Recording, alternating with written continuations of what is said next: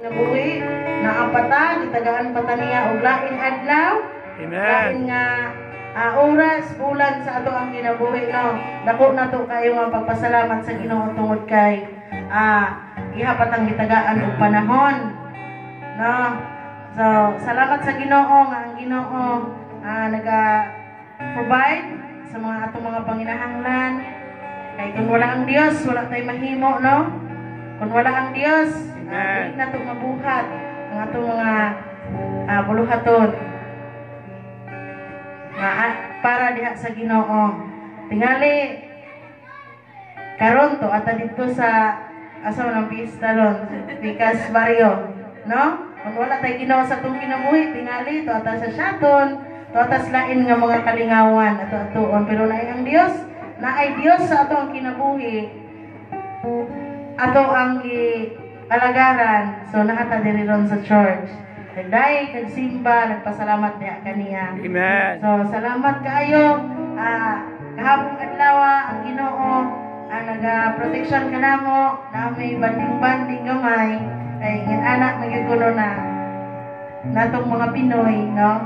Nga unagan ni gamay nga okasyon, naabot tayo mga buluhaton. So dili ma-perfect ng usa ka birthday kung dili na to ipakita nga ang atong gugma sa nag-birthday, na no, lamig gyapon kaya sa atong paminaw nga ingin ana ang pagpalangga, ingin ana ang ipakita nato sa ato ang mga minahal sa kinabuhi. Amen. That's no? right. Salamat sa Ginoo nga ang among anak karon iyang birthday nga among gi-advance gahapon. Laag-laag ko siya kay ganahan siya nga mo dula-dula ang advance kay Domingo ron. So enjoy kaayo siya pagpauli gubanga nga o kinatulog kay kanti na itong kapuya. So salamat sa Ginoo nga ang Ginoo nagproteksyon namo paingon dito pagbalik pauli maayo kayo ang Ginoo.